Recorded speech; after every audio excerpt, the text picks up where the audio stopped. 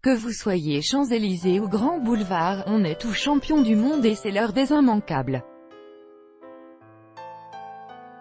L'article le plus lu du jour, Coupe du Monde 2018, qui est le con qui ose me réveiller? Griezmann raconte l'avant-finale dans une séquence mythique des petits yeux, une voix qui déraille, du grand n'importe quoi dans les propos. Antoine Griezmann n'a pas bu que de l'eau dans le vestiaire après le succès de l'équipe de France en finale de la Coupe du Monde face à la Croatie.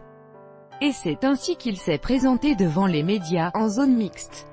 Accompagné de ce joyeux dride Adil Rami, l'attaquant de l'Atlético de Madrid, auteur de 4 buts et 4 passes décisives dans la compétition, a raconté la journée avant la finale. Et ça vaut son pesant de cacahuètes. Un portrait à lire là, l'article le plus à lire du jour, Coupe du Monde 2018, le succès des Bleus va-t-il doper la croissance économique de la France? Bruno Le Maire a dû fêter le 2e titre mondial des Bleus avec beaucoup de ferveur dimanche.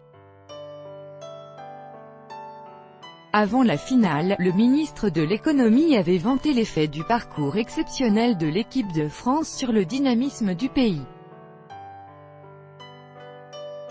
C'est bon pour la croissance, il y a une part d'irrationnel dans l'économie qui tient à la confiance en soi, qui tient à l'envie, et c'est tout ce que nous apporte cette Coupe du Monde, avait-il affirmé sur France 2.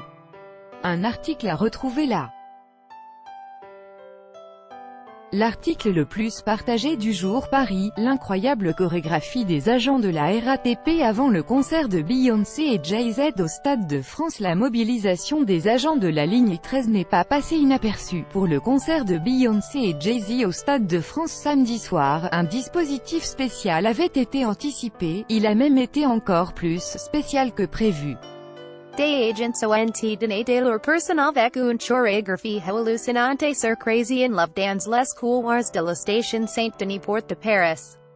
La vidéo est acute view plus de 86.000 fois est de regarder ici. Ce soir nos agents mettent l'ambiance à la station Saint-Denis Porte de Paris à l'occasion du concert de S_C_.